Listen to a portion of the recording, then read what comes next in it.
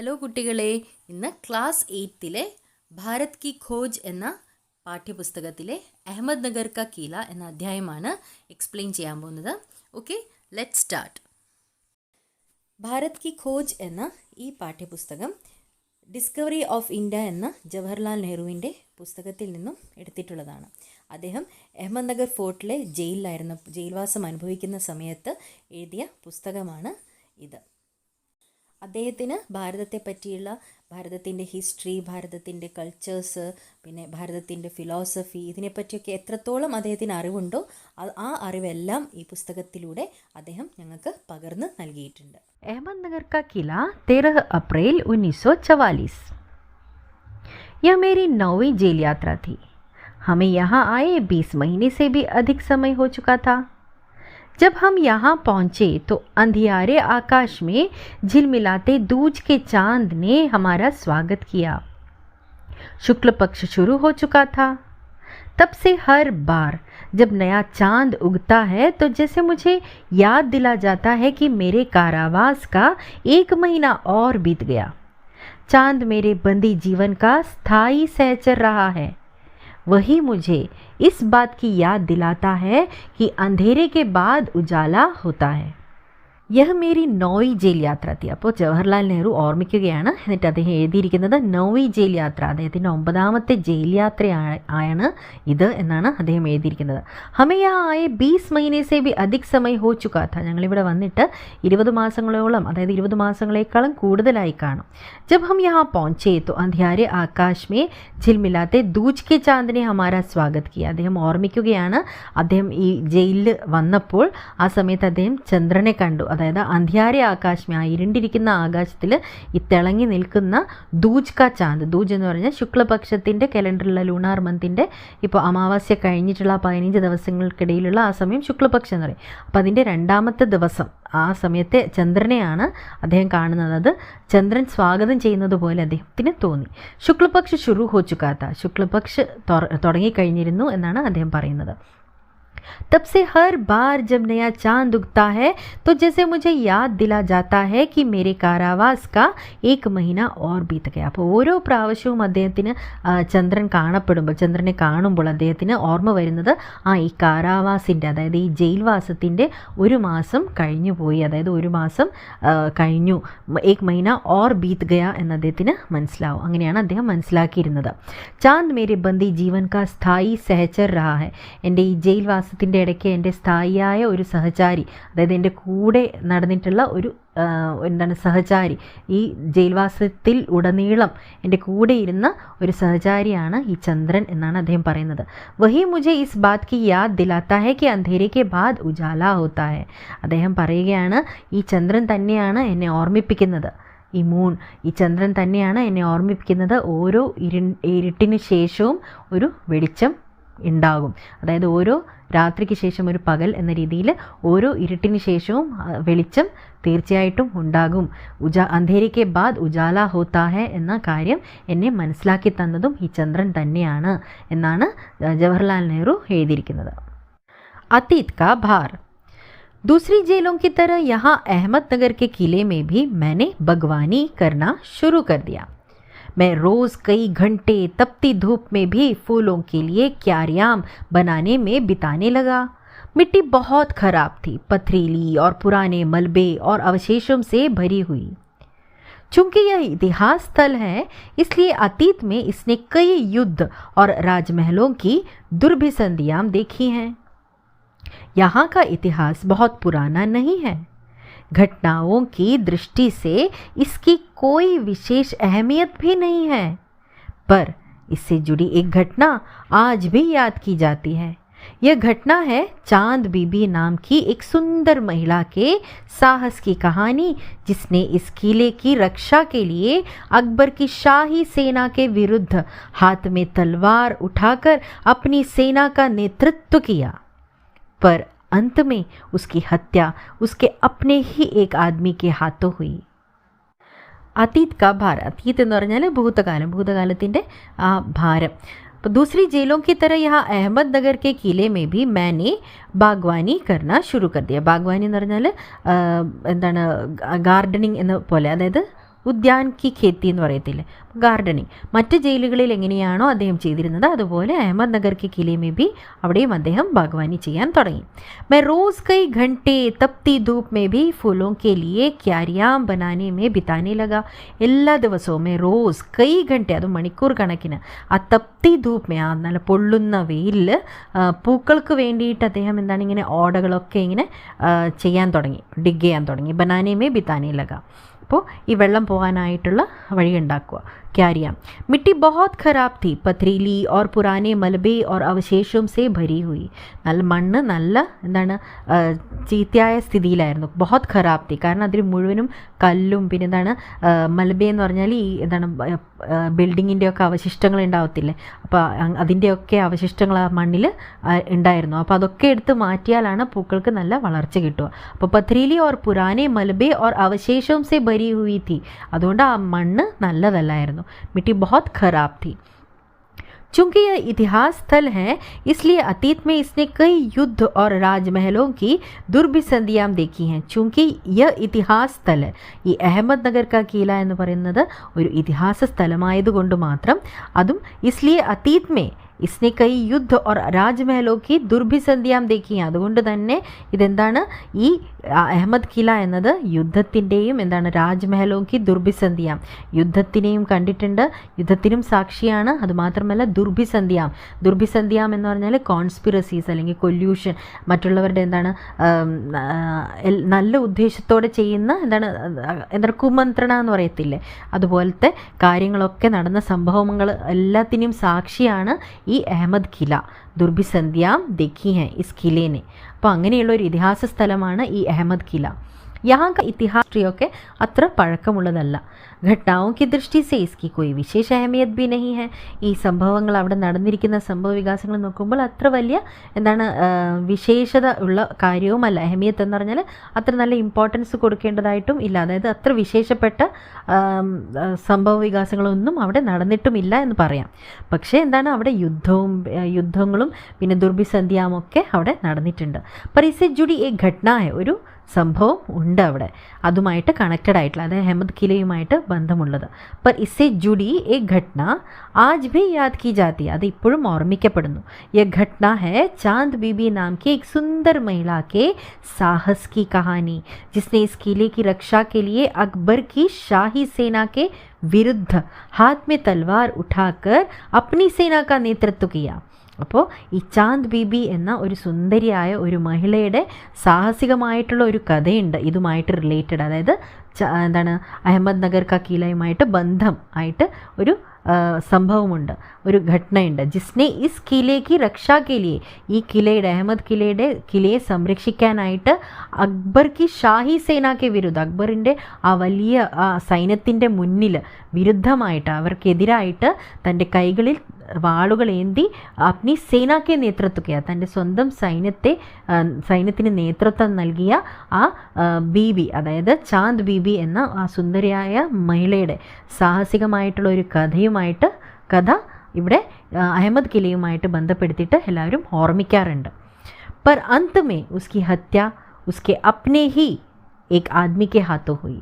ആ മഹിളയുടെ, അതായത് ചാന്ദ് ബീബി എന്ന ആ മഹിളയുടെ അന്ത്യം അവരുടെ തന്നെ ആ സൈന്യത്തിൻ്റെ ഒരാൾ ചാന്ദ് ബീബിയെ വധിക്കുകയാണ് ചെയ്തത്. അപ്നെ ഹി സൈന്യക്ക് എക് ആദ്മിക്ക് ഹാത്തോ ഹുയി, ആ സൈന്യത്തിൻ്റെ തന്നെ ഒരാളാണ് ആ ചാന്ദ് ബീബിയെ വധിക്കുന്നത്.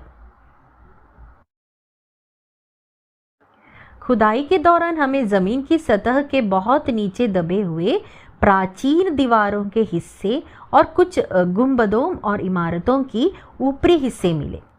हम बहुत दूर नहीं जा सके क्योंकि न तो अधिकारियों से इसकी मंजूरी मिली और न ही हमारे पास इस काम को जारी रखने के साधन थे. अब मैंने कुदाल छोड़कर हाथ में कलम उठा ली है അപ്പോൾ ഖുദായിക്ക് ദോറാൻ ഡിഗ്ഗിങ് ഒക്കെ ചെയ്യുന്ന സമയത്ത്, അതായത് ഈ ഗാർഡനിങ് ചെയ്യുന്ന സമയത്ത് ഡിഗ്ഗിങ് ഒക്കെ ചെയ്യുന്ന സമയത്ത് ആ സമയത്ത് അവർക്ക് ഭൂമിയുടെ താഴെ, അതായത് ജമീൻ കി സതഹ് ബഹുത് നീച്ചെ, അവരിങ്ങനെ ഡിഗ് ചെയ്ത് താഴോട്ട് പോകുമ്പോൾ ഭൂമിക്കടിയിലെന്ന രീതിയിൽ ബഹുത് നീച്ചെ താഴെയായിട്ട് എന്താണ് കുറേ പ്രാചീൻ ദിവാറോ കെ ഹിസ്സെ ദബേ ഹുവെ, അതിൻ്റെ അടിയിലായി പോയ കുറേ അവശിഷ്ടങ്ങൾ, അതും പഴയ മതിലുകളും പൊട്ടി വീണ ആ കെട്ടിടങ്ങളുടെ മതിലുകളും, പിന്നെ എന്താണ് കുച്ച് ഗുംബദ് എന്ന് പറഞ്ഞാൽ ഈ ബിൽഡിങ്ങിൻ്റെ മുകളിലുള്ള ആ ഗോളാകൃതിയിലുള്ള ആ പോർഷനാണ് ഗുംബദ് എന്ന് പറയുന്നത്. അതും പിന്നെ ഇമാരത്തൊക്കെ അവശിഷ്ടമില്ല, ഇമാരത്ത് അതായത് ബിൽഡിങ്സിൻ്റെ കെട്ടിടങ്ങളുടെ ഒക്കെ പഴയ അവശിഷ്ടങ്ങൾ അതിൽ നിന്നും അവർക്ക് ലഭിക്കാൻ തുടങ്ങി. ഊപ്രി ഹിസ്സയുമില്ല, അതിൻ്റെയൊക്കെ മുകളിലത്തെ ആ പോർഷനൊക്കെ ഇങ്ങനെ ഡിഗ് ചെയ്ത് വരുമ്പോൾ ലഭിക്കാൻ തുടങ്ങി. ഹം ബഹുത് ദൂർ നഹി ജാ സക്കെ, കുറേ ദൂരെ വരെ ഞങ്ങൾക്ക് അങ്ങനെ ഡിഗ് ചെയ്ത് മുന്നോട്ട് പോകാനായിട്ട് സാധിച്ചില്ല. ന തോ അധികാരിയും സേ ഇസ്കി മഞ്ജൂരി മില്ലി, അധികാരികൾ അതായത് ഓഫീസേഴ്സ് മേലുദ്യോഗസ്ഥന്മാരുടെ എന്താണ് പെർമിഷനും ലഭിച്ചിട്ടില്ല. മഞ്ജൂരി മില്ല എന്ന് പറഞ്ഞാൽ പെർമിഷൻ ലഭിക്കുക, അവരുടെ പെർമിഷനും ലഭിച്ചില്ല മുമ്പോട്ട് പോകാനായിട്ട്. ഓർ നാഹി ഹമാരെ പാസ് ഇസ് കാം കോ ജാരി റഖ്നെ കെ സാധൻ തേ, അത് കണ്ടിന്യൂ ചെയ്യാം എന്ന് വെച്ചാൽ അതിനുള്ള ആവശ്യത്തിനായിട്ടുള്ള ഉപകരണങ്ങളും ഞങ്ങളുടെ കയ്യിൽ ഇല്ലായിരുന്നു. ജാരി റഖ്ന എന്ന് പറഞ്ഞാൽ കണ്ടിന്യൂ ചെയ്യുക. അപ്പോൾ ഞങ്ങളുടെ കയ്യിൽ അതിനായിട്ടുള്ള എന്താണ് ഉപകരണങ്ങളും ഇല്ലായിരുന്നു. അബ് मैंने കുദാൽ छोड़कर हाथ में कलम उठा ली है. അപ്പോൾ അദ്ദേഹം പറയുകയാണ്, ഇനിയിപ്പോൾ ഞാൻ കുദാലൊക്കെ വേണ്ടാന്ന് വെക്കുകയാണ്. കാരണം എന്താണ്, മേലധികാരികൾ ഞങ്ങളെ അനുവദിക്കുന്നില്ല. അവിടെ മുമ്പിൽ പോയിട്ട് എന്താണ് ആ ഡിഗ്ഗിങ് ചെയ്ത് അതെന്തൊക്കെയാണെന്ന് മനസ്സിലാക്കാനുള്ള ആഗ്രഹം ഞങ്ങൾക്കുണ്ട്. പക്ഷെ അതിനായിട്ട് അവർ ഞങ്ങളെ പെർമിഷനും കൊടുക്കുന്നില്ല. മഞ്ജൂരി നഹി മിലി ഹെ ഓർ ഉസ്കെ സാത്ത് വേ കാം കർനെ കാ ജോ ബി സാധൻ ഹെ വോ ജാരി ബി നഹി കർനെ ദേ രഹേ, സാധൻ ബി നഹി ദേ രഹേ, അതിനുള്ള ആവശ്യത്തിനുള്ള സാധനങ്ങളും അവർ നൽകുന്നില്ല, ആ ജോലി കണ്ടിന്യൂ ചെയ്യാനും പെർമിഷൻ നൽകുന്നില്ല. അതുകൊണ്ട് ഞാൻ എന്താണ് തീരുമാനിച്ചിരിക്കുന്നത്, മെനെ കുദാൽ ചോഡ്കർ ഹാത്ത് മേ കലം ഉഠാ ലി, അതുകൊണ്ട് ഞാൻ എഴുതാൻ തീരുമാനിച്ചു. ഇനി എഴുതാനായിട്ട് അദ്ദേഹം തീരുമാനിക്കുകയാണ്. पर मैं जब तक आज़ाद नहीं हो जाता और कर्म के माध्यम से वर्तमान को अपने अनुभव का हिस्सा नहीं बना लेता, मैं उसके बारे में नहीं लिख सकता. അപ്പോൾ ഇനി അദ്ദേഹത്തിൻ്റെ ചിന്ത, ഇനി എന്താണ് ഞാൻ എഴുതണം എന്ന് അദ്ദേഹം വിചാരിക്കുന്നു. ഇനി എന്താണ് എഴുതേണ്ടത് എന്ന് ആലോചിക്കുകയാണ്. ഇപ്പോൾ ഞാൻ വർത്തമാനകാലത്തെപ്പറ്റി പറയുകയാണെങ്കിൽ അദ്ദേഹം പറയുകയാണ്, അദ്ദേഹം എന്തിനാണ് ഈ ജയിൽവാസം അനുഭവിക്കുന്നത്? ആസാദി, അതായത് ഭാരതത്തിൻ്റെ സ്വാതന്ത്ര്യത്തിന് വേണ്ടിയിട്ടാണ് അദ്ദേഹം ഈ ജയിൽവാസം അനുഭവിക്കുന്നത്. അപ്പോൾ അങ്ങനെയുള്ളപ്പോൾ ഈ ഭാരതത്തിന് ഫ്രീഡം ലഭിക്കുക എന്ന ആ ഒരു റിസൾട്ടിന് വേണ്ടിയിട്ടാണ് അദ്ദേഹം കാത്തിരിക്കുന്നത്. ആ അനുഭവം, അതിനു വേണ്ടിയിട്ടാണ് അദ്ദേഹം കാത്തിരിക്കുന്നത്. ആ സന്തോഷകരമായിട്ടുള്ള ആ ഒരു സിറ്റുവേഷൻ അത് എഴുതണം, അതിനെപ്പറ്റി എഴുതണം എന്നാണ് അദ്ദേഹം ആഗ്രഹിക്കുന്നത്. അപ്പോൾ ജബ് തക് ആസാദ് നഹി ഹോ ജാത്ത മേ എന്ന് അദ്ദേഹം ഇവിടെ ഉദ്ദേശിക്കുന്ന എല്ലാവരെയും, ഭാരതവാസികൾ എല്ലാവരെയും, ഭാരതം സ്വാതന്ത്ര്യമാവുക. അപ്പോൾ पर मैं जब तक आज़ाद नहीं हो जाता और कर्म के माध्यम से वर्तमान को अपने अनुभव का हिस्सा नहीं बना लेता, मैं उसके बारे में नहीं लिख सकता. അപ്പോൾ അദ്ദേഹം ഫ്രീഡം ഫൈറ്ററാണ്. അപ്പോൾ അദ്ദേഹത്തിൻ്റെ ആ ക്രിയകൾ, അദ്ദേഹം ചെയ്യുന്ന ആ പ്രവൃത്തികൾ, കർമ്മക്കെ മാധ്യമസെ, അദ്ദേഹത്തിൻ്റെ ആ പ്രവൃത്തികൾ വഴി അദ്ദേഹം എങ്ങനെയെങ്കിലും ഭാരതത്തിന് സ്വാതന്ത്ര്യം ലഭിക്കണം എന്ന ആ ഒരു ഇതിലാണ് ഇരിക്കുന്നത്. അങ്ങനെയുള്ള ഒരു സന്തോഷ വാർത്ത അതിൽ അദ്ദേഹം എഴുതുന്നതിൽ അദ്ദേഹത്തിന് പകർത്തണം എന്ന ഒരു ആഗ്രഹമുണ്ട്. അതുകൊണ്ട് ജബ് തക് ആസാദ് നഹി ഹോ ജാത്ത മേ इस बारे में नहीं लिख सकता, वर्तमान को अपने अनुभव का हिस्सा नहीं बना लेता, तब तक मैं उसके बारे में नहीं लिख सकता. അതിനെപ്പറ്റി എനിക്ക് എഴുതാൻ പറ്റത്തില്ല. അദ്ദേഹം കാത്തിരിക്കുന്ന ഒരു സംഭവമാണ് ആസാദി. അപ്പോൾ അതാവുന്നത് വരെ അദ്ദേഹം വർത്തമാനകാലത്തെപ്പറ്റി എഴുതാൻ ആഗ്രഹിക്കുന്നില്ല. ना ही पैगंबर की भूमिका अख्तियार कर मैं फिलहाल भविष्य के बारे में लिख सकता हूँ. पैगंबर എന്ന് പറഞ്ഞാൽ ദേവദൂതൻ എന്ന് പറയത്തില്ല, ദൈവം അയച്ച ദൂതൻ, അതായത് ഭവിഷ്യത്ത് അറിയുന്നവർ, ഭാവിയെപ്പറ്റി അറിയുന്നവർ, അതൊക്കെയാണ് ഇവിടെ ഉദ്ദേശിക്കുന്നത്. നാഹി പേഗംബർ കി ഭൂമിക അഖ്തിയാർ കർ, ആ പേഗംബറിൻ്റെ ആ റോള് പ്ലേ ചെയ്യുക, അല്ലെങ്കിൽ റോള് സ്വായത്തമാക്കി എന്താണ് ആ ഭാവിയെപ്പറ്റി എഴുതണം എന്ന് വിചാരിക്കുകയാണെങ്കിൽ അതും എനിക്ക് തൽക്കാലം സംഭവ്യമല്ല. ना ही पैगंबर की भूमिका अख्तियार कर मैं फिलहाल भविष्य के बारे में लिख सकता हूँ. बचा रहता है अतीत, पर मैं उसके बारे में भी किसी इतिहासकार या विद्वान की तरह വിദ്വത്താപൂർണ്ണ ശൈലി में नहीं लिख सकता. അപ്പോൾ ബച്ചാ रहता है. ഇനി ബാക്കി എന്താ ഉള്ളത്? ഭൂതകാലത്തെപ്പറ്റി, പഴയ കാലങ്ങളെപ്പറ്റി. पर मैं उसके बारे में भी किसी ഇതിഹാസക്കാർ, ഏതെങ്കിലും ഒരു ഇതിഹാസകാരനെ പോലെയോ അതായത് ഹിസ്റ്റോറിയനെ പോലെയോ പിന്നെന്താണ് വിദ്വാനെ പോലെ ഏതെങ്കിലും സ്കോളറിനെ പോലെയോ ഒന്നും എനിക്ക് എഴുതാനുള്ള ആ കഴിവില്ല. വിദ്വത്താപൂർണ്ണ ശൈലിമേ നഹി ലിഖ് സക്ത. അവരെ പോലെ ആ സ്കോളർലി സ്റ്റൈൽ അതിൽ എനിക്ക് എഴുതാൻ പറ്റത്തില്ല. വിദ്വത്താപൂർണ്ണ ശൈലിമേ മേ നഹി ലിഖ് സക്ത. അപ്പോൾ എനിക്ക് ഭൂതകാലത്തെപ്പറ്റി എഴുതാനുള്ള എന്താണ് ആ ഐഡിയാസും ഇല്ല. मैं पहले की ही तरह अपने आज के विचारों और क्रियाकलापों के साथ संबंध स्थापित करके ही उसके बारे में कुछ ലിഖ് സക്താ ഹൂം. അപ്പോൾ എനിക്ക് വർത്തമാനകാലത്തെപ്പറ്റി എഴുതണം എന്നില്ല. കാരണം എനിക്ക് വർത്തമാനകാലത്തെപ്പറ്റി എഴുതണം എന്നുണ്ടെങ്കിൽ അതെനിക്ക് എന്താണ് ഭാരതത്തിൻ്റെ ആ സ്വാതന്ത്ര്യത്തിൻ്റെ അനുഭവങ്ങളെപ്പറ്റി എഴുതണമെന്നാണ് ആഗ്രഹം. അതുകൊണ്ട് ഞാൻ അത് എഴുതുന്നില്ല. പിന്നെ അദ്ദേഹം പറയുന്നു ഭാവിയെപ്പറ്റി ചിന്തിക്കുകയാണെങ്കിൽ ഭാവിയെപ്പറ്റിയുള്ള അറിവും എനിക്കില്ല. ഭാവി എന്താവും ഭവിഷ്യത്തിനെ പറ്റിയൊന്നും ഉള്ള അറിവ് എനിക്കില്ല. അപ്പോൾ തൽക്കാലം അതിനെപ്പറ്റിയും എനിക്ക് എഴുതാൻ പറ്റത്തില്ല. പിന്നെ ബാക്കിയുള്ളത് ഭൂതകാലത്തെപ്പറ്റി ഉള്ള അറിവും എനിക്ക് എഴുതാനുള്ള അറിവും ഇല്ല. കാരണം ഇതിഹാസകാരന്മാരെ പോലെയോ സ്കോളേഴ്സിനെ പോലെയോ ഒന്നും എനിക്ക് എഴുതാനുള്ള കഴിവില്ല. അവരുടെ ആ ശൈലിയിൽ എഴുതാൻ എനിക്ക് സാധ്യമല്ല. അതുകൊണ്ട് അതും വേണ്ടാന്ന് വെക്കുന്നു. അതിന് പകരം അദ്ദേഹം വിചാരിക്കുന്നു मैं पहले की ही तरह പണ്ടത്തെ പോലെ തന്നെ अपने आज के വിചാറും എനിക്ക് ഇപ്പോഴെൻ്റെ മനസ്സിലുള്ള എൻ്റെ ചിന്തകൾ അതും പിന്നെ ക്രിയാകലാപങ്ങൾ ഇപ്പോൾ നടക്കുന്ന സംഭവ വികാസങ്ങൾ എൻ്റെ ജീവിതത്തിൽ നടക്കുന്ന ഓരോ ക്രിയകൾ उसके साथ संबंध स्थापित करके ही उसके बारे में कुछ लिख सकता हूँ. അപ്പോൾ അതിനെപ്പറ്റിയൊക്കെ എനിക്ക് ഇപ്പോൾ എഴുതാൻ സാധിക്കും. ഒരു സാധാരണ മനുഷ്യരെ പോലെ. അതായത് അദ്ദേഹം ഇപ്പോൾ ജയിൽവാസം അനുഭവിക്കുകയാണ് അല്ലേ, അദ്ദേഹം ഫ്രീഡം ഫൈറ്ററാണ്. അപ്പോൾ അദ്ദേഹത്തിൻ്റെ ജീവിതത്തിൽ നടക്കുന്ന ഇപ്പോഴത്തെ സംഭവ വികാസങ്ങളൊക്കെ എഴുതാൻ അദ്ദേഹം തയ്യാറാകുന്നു. അതിനെപ്പറ്റിയൊക്കെ ഇപ്പോൾ എഴുതാൻ മാത്രമേ എനിക്ക് പറ്റത്തുള്ളൂ എന്നാണ് അദ്ദേഹം പറയുന്നത്. गेटे ने एक बार कहा था कि इस तरह का इतिहास लेखन अतीत के भारी बोझ से एक सीमा तक राहत दिलाता है. ഗേറ്റെ ഒരിക്കൽ പറഞ്ഞത് അദ്ദേഹം ഓർമ്മിക്കുകയാണ്. एक बार कहा था कि इस तरह का इतिहास लेखन, ഇങ്ങനെ എഴുതുന്ന ഒരു ഇതിഹാസം, ഇങ്ങനെ അപ്പോൾ നടക്കുന്ന കാര്യങ്ങൾ നല്ല സിമ്പിളായ രീതിയിൽ നല്ല രീതിയിൽ ഇങ്ങനെ എഴുതുകയാണെങ്കിൽ അത് ഇതിഹാസത്തിൻ്റെ ആ ബോജ്, ആ ഹിസ്റ്ററി എന്നതിൻ്റെ എന്താണ് ആ ഭാരം തന്നെ കുറയ്ക്കും. സീമാത്തക് റാഹത്തില്ലാത്ത ഒരു അതിര് വരെ അത് എന്താണ് അതൊരു ആശ്വാസമാകും. അതായത് ഹിസ്റ്ററി പഠിക്കുക എന്നത് വളരെ വലിയ ഒരു കാര്യമാണ്. കാരണം അത്ര ഭാരിച്ച ഒരു ജോലിയാണ്. കാരണം ഡീപ്പായിട്ട് നല്ല ഡീപ്പായിട്ടുള്ള ടോപ്പിക്സാണ് ഹിസ്റ്ററിയിലുള്ളത് അല്ലേ. അതും പഴയ കാര്യങ്ങളാണ് അതിൽ ഉൾക്കൊണ്ടിരിക്കുന്നത്. അപ്പോൾ ഭാരതത്തിൻ്റെ ഇതിഹാസം എന്ന് പറയുന്നതാണെങ്കിലോ വൈവിധ്യമാർന്ന കാര്യങ്ങളാണ്, വൈവിധ്യമാർന്ന കൾച്ചേഴ്സും പിന്നെ കുറേയധികം രാജാക്കന്മാരും ഒക്കെ ഭരിച്ച ഒരു രാജ്യമാണ് ഭാരതം. അപ്പോൾ ഭാരതത്തിൻ്റെ ഹിസ്റ്ററി എന്ന് പറയുന്നത് വളരെയധികം കോംപ്ലക്സ് ആയിട്ടുള്ളതാണ്. അങ്ങനെയുള്ള ഒരു ഹിസ്റ്ററി പഠിക്കുക എന്നത് വളരെയധികം പ്രയാസമുള്ള കാര്യമാണ്.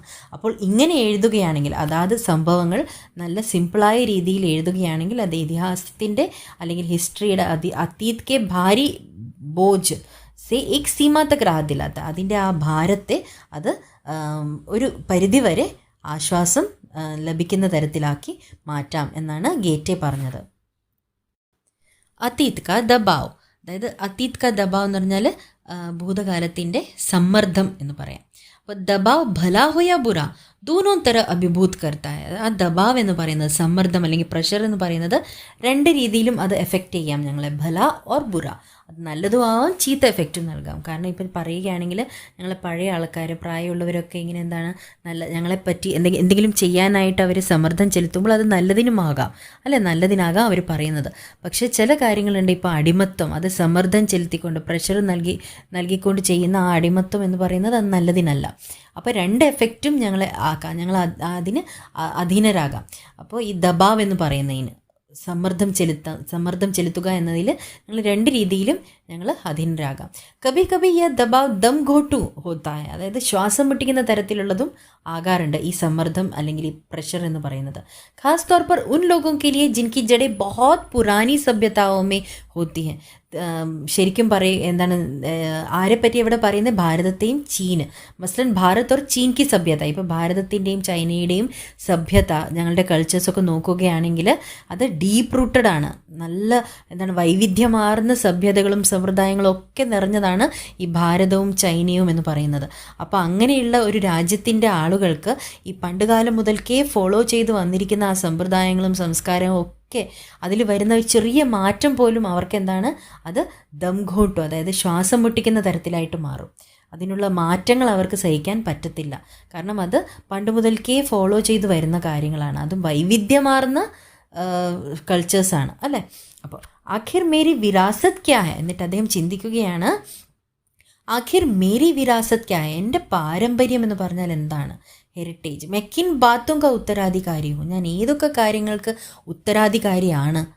क्या उन सब का जिसे मानवता ने दसियों हजारों साल के दौरान हासिल किया, ഞാൻ ഇതിൻ്റെ ഒക്കെയാണോ, അതായത് ആയിരക്കണക്കിന് വർഷങ്ങൾ മുമ്പ് തന്നെ ഈ ആളുകൾ മനുഷ്യരാശി നേടിയെടുത്ത ഓരോ കാര്യങ്ങൾ അതിൻ്റെ ഒക്കെ ഉത്തരാധികാരിയാണോ ആളുകൾ, മനുഷ്യരാശികൾ, മാനവത, മാൻകൈൻഡ് ഉണ്ടാക്കിയെടുത്ത എന്താണ് സിവിലൈസേഷൻ ആണെങ്കിലും എന്തായാലും അവർ നേടിയെടുത്ത ഓരോ കാര്യങ്ങളുടെയും ഉത്തരാധികാരിയാണോ ഞാൻ.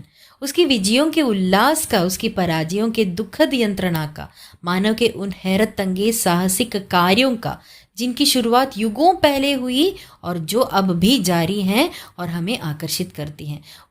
उसकी विजयों के उल्लास का, അവരുടെ വിജയത്തിൻ്റെ ആ സന്തോഷങ്ങൾ, അവർ വിജയിച്ച കാര്യങ്ങളുടെ ആ സന്തോഷങ്ങളും പിന്നെ ഉസ്കി പരാജയവും ദുഃഖദ് യന്ത്രണാക്ക, ദുഃഖദ് യാത്ര, അവരുടെ വിഷമകരമായിട്ടുള്ള ആ പരാജയങ്ങളുടെ വിഷമകരമായിട്ടുള്ള ആ യാത്രയുടെ അല്ലെങ്കിൽ യാതനകളുടെ ഒരു ഭാഗമാണോ ഞാൻ, അല്ലെങ്കിൽ അതിൻ്റെ ഉത്തരാധികാരിയാണോ ഞാൻ, അവരുടെ വിജയത്തിൻ്റെ ഉത്സാഹത്തിൻ്റെ ഉത്തരാധികാരിയാണോ ഞാൻ. മാനവയ്ക്ക് ഉൻ ഹേരത്തങ്കേസ് സാഹസിക് കാര്യവും അതിശയിപ്പിക്കുന്ന മാനവരാശിയുടെ മനുഷ്യരുടെ ഹേരത്തങ്കേസ് അതിശയിപ്പിക്കുന്ന ആ സാഹസികമായിട്ടുള്ള കാര്യങ്ങളുടെയും ഒക്കെ ഉത്തരാധികാരിയാണോ ഞാൻ. കാര്യമൊക്കെ ജിൻകി ശുരുവാത്ത്, അതും അതിൻ്റെ എന്താണ് തുടക്കം എന്ന് പറയുന്നത് എത്രയോ കാലങ്ങൾക്ക് മുമ്പ് തന്നെ തുടങ്ങിയിരുന്നു. യുഗവും പേലെ ഹുയി ഓർ ജോ അഭി ജാരെ, ഇപ്പോഴും അത് മാനവരാശി എന്താണ് സക്സസ്ഫുൾ ആവുന്നു, മനുഷ്യർ പിന്നെ പരാജയപ്പെടുന്നു, പിന്നെ നല്ല അതിശയിപ്പിക്കുന്ന സാഹസികരമായിട്ടുള്ള കാര്യങ്ങൾ ചെയ്യുന്നു മനുഷ്യർ. ഇതിൻ്റെ ഒക്കെ ഉത്തരാധികാരിയാണോ ഞാൻ. ഓർ ഹമേ ഓ അഭിബി ആകർഷിത് കത്തെ, ഈ കാര്യങ്ങളൊക്കെ ഞങ്ങളെ ഇപ്പോഴും ഞങ്ങൾ ആകർഷിതരാകുന്നു അവരിൽ, ഈ കാര്യങ്ങളിലൊക്കെ ഈ കാര്യങ്ങളൊക്കെ ഞങ്ങളെ ആകർഷിക്കുന്നു.